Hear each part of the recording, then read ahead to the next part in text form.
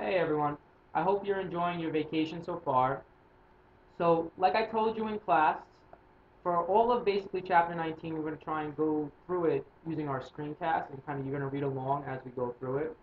So, it's pretty essential that you watch these videos and you take notes just like we would in class because these topics will be on the test. Not in a huge way, but there will be several questions on some of the topics that are in chapter 19.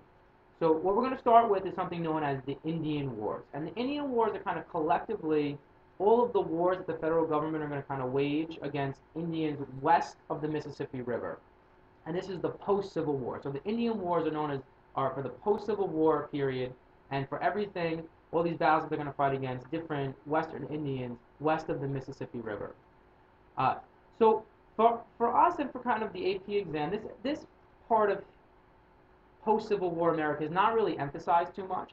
We focus a lot on Reconstruction and the New South and urbanization in the North, but not that much on the West. Now, this has not always been the case. A lot of Americans were kind of obsessed with this time period. We're obsessed with the West and kind of the cowboys and Indians. And if you go back to like the 1950s and 60s, this was huge. This was the thing on TV, was to have TV shows about Westerns and cowboys and the battles that took place with the Indians. And so what you're looking at here are some of the famous TV shows. You have The Lone Ranger, which is a very famous TV show in the 1950s and 60s, Bonanza. And these are just one of many, many TV shows that were out there about Westerns and all of the things, the battles between cowboys and Indians and the American government and the Indian policies. And the other one I kind of threw in there called The Outlaw Josie Wales. I put that in because that is my father's all-time favorite movie, so I had to put it in there, for him. Now, what we're going to start with is the changing federal Indian policy between the United States government and Indians. And some of the things changed, some of the things actually pretty much stay the same from the beginning of our class. Now, we're going to really pick up with Andrew Jackson, who's kind of in the middle of the policy towards Indians. The policy of the American government, and even going back to the English colonists, has really kind of always been that it's not assimilation, it's not a mix between the white culture and the Indian culture. It was kind of, you have your country, you have Indian country, which was constantly being pushed westward, and we have our country, which is United States of America. Now, that's just not the white settlers who want that. The Indians want that too. It's kind of something that they both want. They don't really want to kind of assimilate and mix with each other. And so Andrew Jackson kind of takes it a step further. This is when Southern settlers really want some more lands like modern-day Tennessee and Kentucky, and they want the Cherokees and they want these people out. So let's go through it quick because we've talked about it already. So the Indian Removal Act is going to take these Indians to Oklahoma, which is west of the Mississippi, and it's going to kind of create almost an Indian reservation out there. And all Indians in the eastern half of the country are expected to kind of move out there. And from what you should remember from the daily quiz and from what we learned a couple months ago in class, Andrew Jackson pretty much ignores John Marshall's Supreme Court decision in the famous Supreme Court case Worcester versus Georgia, because John Marshall says, you cannot just violate the treaties that they've made with the federal government. And Andrew Jackson just chooses not to kind of enforce this when the state decides to kick them out anyway. And so this is very much kind of the policy towards Indians, breaking treaties and breaking agreements over and over and over again. And so like right here, kind of the unorganized territory, because at that time that is unorganized American territory. It's a part of the Louisiana Purchase, but it's unorganized. Very few people live there. And when it's convenient, as you're going to see, they're just going to push Indians further and further west. Now, this place, the land kind of in between the Louisiana Territory and the West Coast, like California and Oregon, it becomes known as the Great American Desert because it is a desert. If you look out there, you have New Mexico, you have Arizona, Las Vegas. You're in the middle of a desert here, and this is really where they're going to end up pushing the Indians. There and to the other, to north of this Great American Desert, you have the Great Plains, and you're going to have places like North Dakota, South Dakota, Wyoming, and so you have a lot of the Great Plains Indians living up there, but increasingly they're kind of being pushed west. Now, it was pretty much undesirable land for the white settlers, so for a long time they were kind of content to leave the Indians and let them stay there because it's not the best land. The Great Plains land is not the best land for farming without an adequate water supply, and definitely not the Great American Desert. That's not good for white settlers and their form of living, really, in many ways. And so it kind of also illuminates a very different lifestyle and a clash of values between them. We've talked about this early in our class. The biggest difference between the Indians and the white American settlers and or citizens and their views about the world, the biggest one that stands out is land and how they view land and land ownership.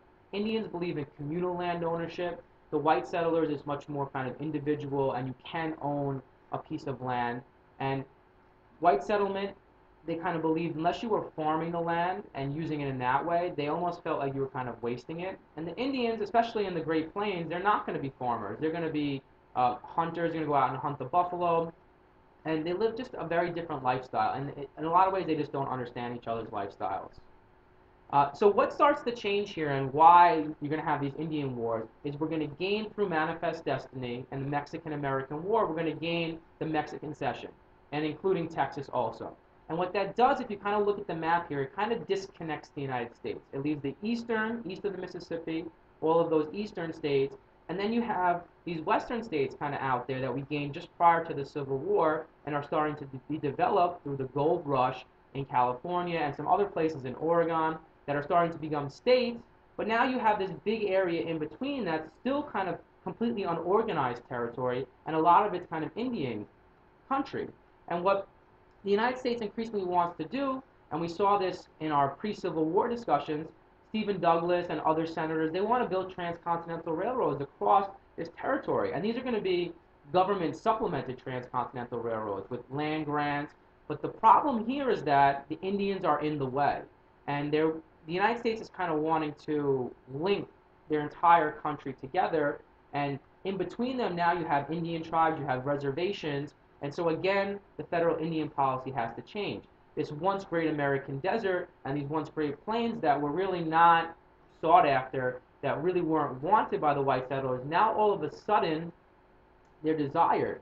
And so the railroad plays a major role in this, and the fact that they want to link trading and these interests between the West and the East and this new, more linked economy as far as the growing railroad, the growing populations, new places to settle and to live, all of this kind of leads to the fact that now, hey, we might want that land in between. We might actually want the Great American Desert or the Great Plains. And so this is going to kind of lead to the Indian Wars here and kind of the final, really the final conquest of the Indians by the American government and the early American settlers here. So in the West, the big tribes that you have to be aware of are the Sioux, the Crow, the Cheyenne, and the Comanche and the Apache. Those are really the big Western ones. And this is what people always think of when they think of Indians. These Indians are really what you're thinking of. The Indians that lived out on the plains with teepees and the huge headdresses and the feathers. That's these guys. And a lot of these tribes are very warlike, and they're formidable enemies. They're not going to be easy to defeat. So you have the Sioux, who are a very formidable enemy, the most difficult enemy for the United States government to defeat. The Apache are a very difficult enemy, and so are the Cheyenne. And so you're going to lead to some of the most famous battles in American history are fought here in these series of wars known as the Indian Wars. Now, I just wanted to kind of bring this up. I know it's not in your textbook, but a very famous unit that comes out of these Indian Wars are known as the Buffalo Soldiers. And this is kind of an extension of some of the first black units during the Civil War. This was one place, the military is one place where black people really did have a chance. Even though it was segregated, they passed those equalization of pay as far as during the Civil War under Abraham Lincoln. And so some black people were going to stay in the military or even rejoin, and they're going to take a major part here in fighting against the Indians in these Indian Wars. And so it's kind of an interesting and almost an ironic kind of twist that they're out there and they're fighting this for really the extension of America as far as a white country is. That's the common belief at the time, and it's kind of one minority fighting against another minority. Now, the Buffalo Soldiers are not a part of the Sand Creek Massacre, but other federal soldiers are out there fighting too. So you have, tons of federal troops out there that are fighting. And this is kind of one of the most despicable acts in American history is the Sand Creek Massacre that occurs at a place called Sand Creek. And it's really not necessarily federal troops. It's more of a militia that goes out and does this. But this land happened to be occupied, and it's, as far as it had good resources. It had gold that people wanted there, and you had these Indian tribes who are living there. and they're going to be completely massacred. Women, children, they go into the town at night. Um, People are sleeping, and they just kill everyone inside of the camp. And people are appalled by this, I mean, in the East, about what happened here.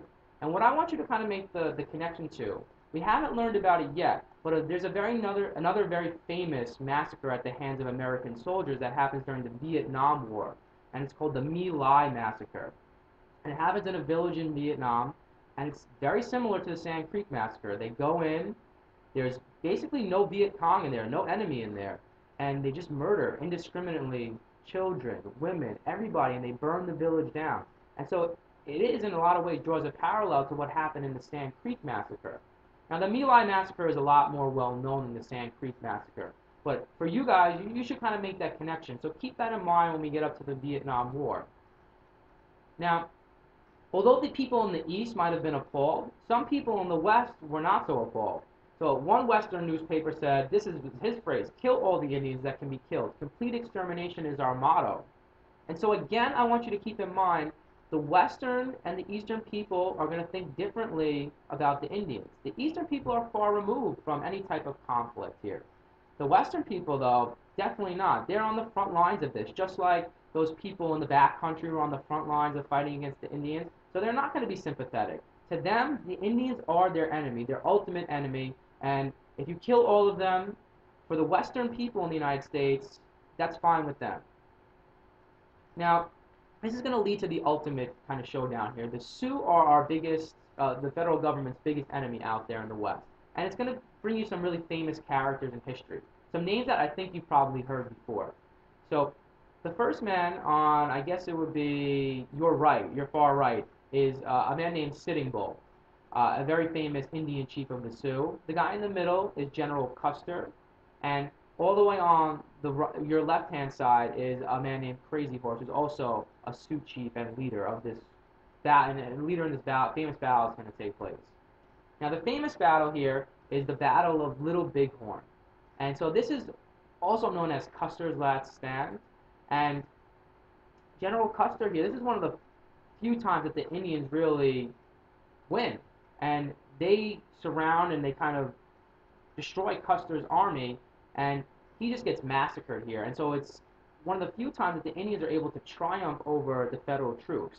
Now, it's kind of a fleeting victory here at the Battle of Little Bighorn because, as we well know, the Indians are going to ultimately lose. There's more federal troops coming their way. Really, the odds are kind of stacked against them at this time.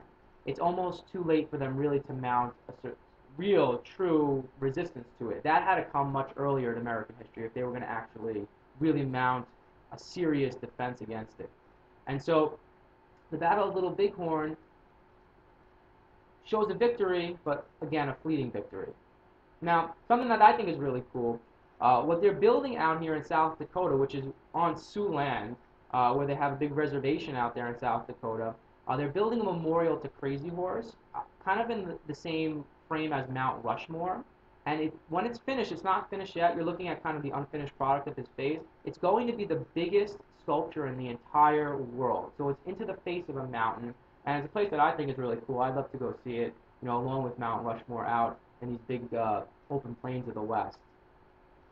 Now, the last battle that we're going to talk about today is known as the Battle of Wounded Knee, and this is the Sioux's last stand here.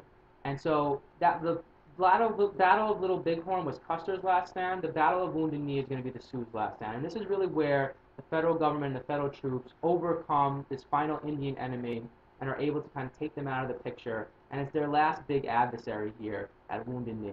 Now, Wounded Knee is also sometimes referred to as the Massacre of Wounded Knee because in a lot of ways, they're going to, again, kill a lot of innocent people in this battle and kind of indiscriminately kill not just soldiers on the other side, but women, children, people who are non-combatants. Now, the last thing that we're going to just talk about briefly is a man who you've probably heard the name before, Geronimo, and he's an Apache, and this is kind of another Indian tribe's last stand. And to me, he is very similar to Davy Crockett, who we talked about at the Alamo, because he's going to have very few men, and he's kind of holed up in a fort, just like Davy Crockett, and he's going to fight to the very end, just like they